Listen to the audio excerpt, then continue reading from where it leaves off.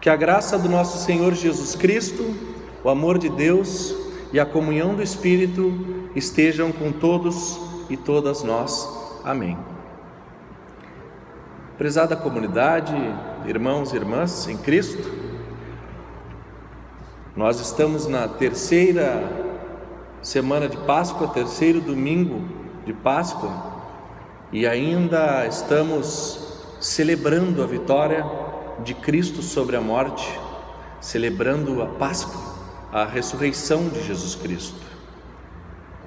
Nesse dia de hoje, as leituras indicam ainda a experiência de encontro dos discípulos com Jesus após a ressurreição, como nós vimos. Jesus aparece nesse texto pela terceira vez aos discípulos, bem vivo. Eles não sabiam se era ou não era Jesus. Jesus manda eles pescarem de novo, como já havia mandado outra vez, e eles celebram juntos, né? Como sempre, Jesus nos convida para celebrarmos juntos, comendo, como ainda fazemos até hoje. E o outro texto previsto para a leitura é o texto de Apocalipse, um texto de uma visão de João, mesmo autor do Evangelho, uma visão que João teve sobre um grande encontro em torno do trono de Deus, em que todos que estavam ali louvavam e cantavam louvores a Deus. Este livro de Apocalipse, ele costuma ser bem complicado, né? Para quem pega esse livro, começa a ler, ele é cheio de figuras simbólicas, cheio de visões, cheios de metáforas e imagens que às vezes são difíceis de compreender. Uma maneira que se adota geralmente para compreender esse livro de Apocalipse é uma leitura fundamentalista, né? Que pega o livro de Apocalipse e acredita que esse livro é uma descrição fidedigna dos fatos, como serão no futuro. É uma espécie de futurologia que indica como que será o fim do mundo. Até a gente costuma dizer, né, que é o Apocalipse. O Apocalipse é uma visão de fim de mundo. E essa visão, ela, se interpretada de uma maneira fundamentalista, ou seja, olhar para o texto e achar que tudo é exatamente como está sendo descrito ali, ela é um pouco perigosa. Nós conhecemos algumas interpretações, principalmente no meio mais evangélico, que acredita que o fim do mundo vai acontecer no momento em que as coisas sucederem daquela maneira, chamada teologia dispensacionalista, que, né, analisa os diferentes fatos do Apocalipse que hoje então se realizam lá no Estado de Israel lá, e aí os cristãos apoiam, porque acreditam que se apoiarem Israel contra os palestinos, Jesus vai voltar mais rápido. Nós precisamos ser muito cuidadosos com essas leituras fundamentalistas e olhar para o livro de Apocalipse compreendendo o seu significado para o contexto no qual ele foi escrito. Como compreender esse livro tão simbólico, tão cheio de imagens difíceis de serem compreendidas com a nossa linguagem comum? O contexto do João, o autor desse livro de Apocalipse, é um contexto de perseguição política e religiosa. João viveu durante o governo do Império Romano, governador Domiciano. Esse Domiciano foi governador do Império Romano aproximadamente do ano 81 até o ano 96 depois de Cristo, o que nos indica que esse texto aqui foi escrito aproximadamente nos anos 90 depois de Cristo, 60 anos depois da morte de Jesus. João vivia na Ásia Menor, hoje seria a Turquia, mais ou menos para nós, e ali havia uma comunidade cristã que tinha muitos problemas com o Império Romano. Eram perseguidos religiosamente, eram perseguidos politicamente, sofriam muito na mão do imperador Domiciano, que era um imperador que queria que todos dobrassem os seus joelhos diante dele.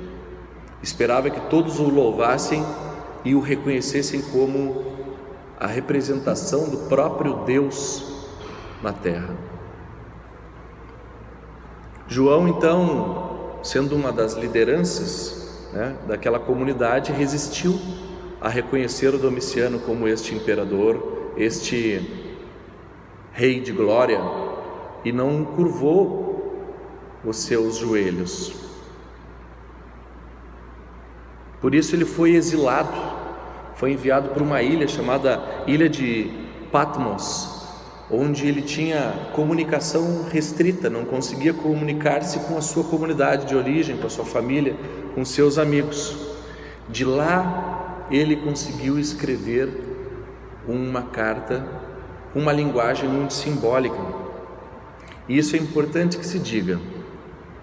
O Apocalipse, o livro de Apocalipse, que tem uma linguagem simbólica, justamente fala nesses termos porque João não pode falar com clareza sobre a sua realidade de vida. Eu me lembro das histórias do período da ditadura militar, quando os compositores não podiam escrever músicas dizendo o que pensavam, porque havia censura. Então eles precisavam usar da sua criatividade para escrever as músicas, os poemas, as histórias, de uma maneira que a censura não pudesse reconhecer como sendo uma mensagem com conteúdo político. Eu lembro daquela música do Cálice, o Chico Buarque, que ele diz: afasta de mim esse cálice. E aí a gente pode sempre compreender como sendo o cálice, o cálice que o próprio Jesus Cristo nos oferece, que ele, da sua própria morte, ou o cálice como um calar-se, a imposição do silêncio. Não se podia falar com clareza aquilo que João tinha para dizer, por isso usava a linguagem metafórica, explicava a sua visão sem referir-se especificamente a quem ele estava criticando. Estava sob posse e domínio do Império Romano, e era muito perigoso para ele, perigoso para aquelas pessoas que fossem receber a sua mensagem. No entanto, era uma mensagem de apoio.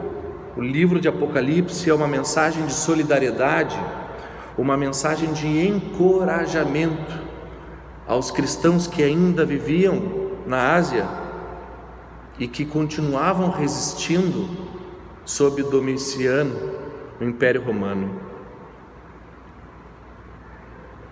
Ou seja, a mensagem de Apocalipse não é uma mensagem para descrever a sequência dos fatos que acontecerão no futuro, mas sim uma mensagem que quer profetizar o fim do Império Romano, o fim do sofrimento daquela comunidade cristã na Ásia, o fim do domínio de um imperador extremamente totalitário que demandava que todos se curvassem diante dele.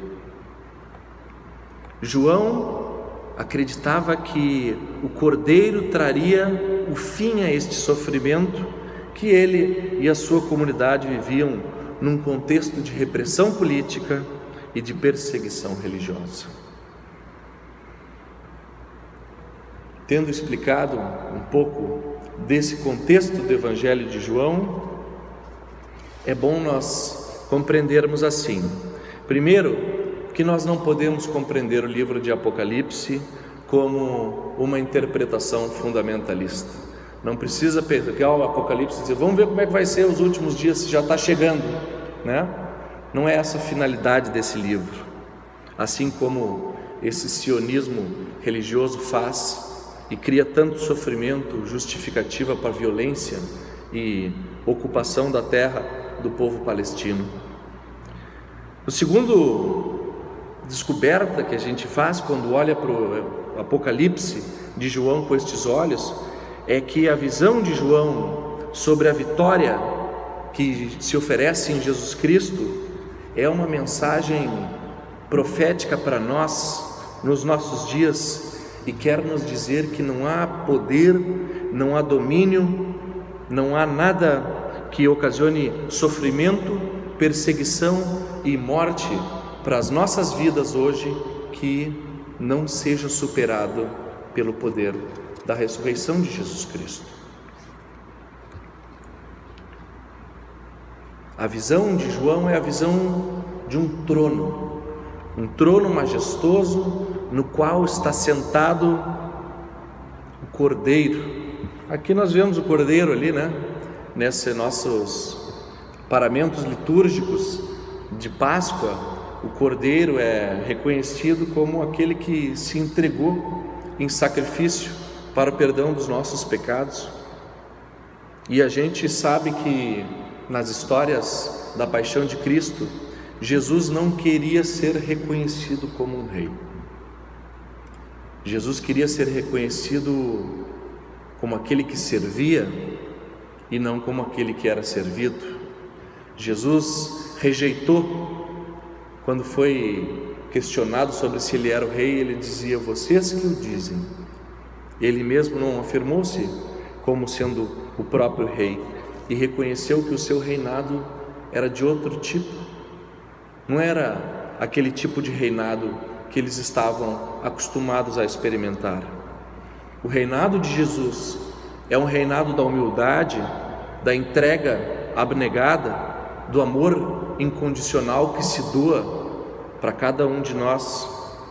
Este é o modelo de reinado que se contrapõe ao reinado do imperador Domiciano, esse imperador que quer ser louvado, que quer ser adorado, que demandava que o povo se ajoelhasse diante do seu trono e que o reconhecesse como um Deus.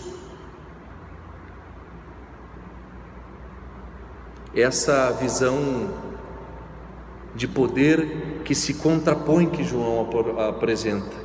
João convida a uma visão de poder subversiva, de não render louvores ao imperador Domiciano e sim ao Senhor Jesus Cristo. Na sua visão ele vê anjos em volta do trono e refere-se a 4 seres vivos, indicando toda a criação, todos os 4 ventos, né? Como se falava na época, os 4 pontos cardeais. Ao redor desse trono toda a vida se reunirá. O Cordeiro é para João este que é digno, o único que é digno de receber louvor. Tudo que existe louvará o seu nome, terra, mar, céu e até aquilo que está embaixo da terra, diz o texto para nós. E o Cordeiro está sentado nesta visão no trono, a ele será dado louvor, glória e poder para todo sempre. Os 4 seres, toda a criação, tudo que vive, não mais cairá de joelhos diante dos poderes deste mundo, mas exclusivamente diante dos poderes do Cordeiro de Deus. Neste terceiro domingo de Páscoa, em que continuamos anunciando a vitória de Cristo sobre a morte, este Cordeiro que se sacrificou por nós celebramos e festejamos a vitória sobre a morte e, por consequência, sobre qualquer poder que subjuga as nossas vidas. Nós nos deixamos por tantas vezes subjugar por tanta coisa, tantos tipos de idolatria, criamos ídolos para nós, colocamos pessoas no lugar de Deus, assim como faziam com Domiciano, ninguém pode ser comparado a Jesus Cristo, que foi o único capaz de vencer a morte e dar-nos a vida em abundância. João nos lembra que este Cordeiro, ele detém toda a história em suas mãos. A visão do trono nos recorda que tudo aquilo que se coloca no trono, tudo aquilo que nós rendemos louvor, tudo aquilo que nós divinizamos, tudo aquilo que nós tornamos absoluto, todos estes que querem sentar no trono de Deus, todos eles vão cair. Nada subsistirá ao poder perfeito do Cordeiro. E esta é a boa notícia que nós recebemos hoje.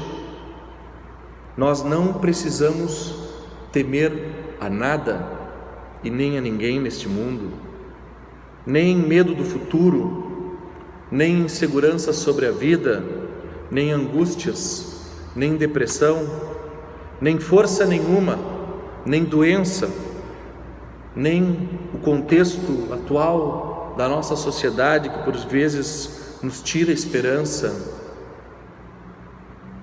nem os medos acerca do que será o amanhã.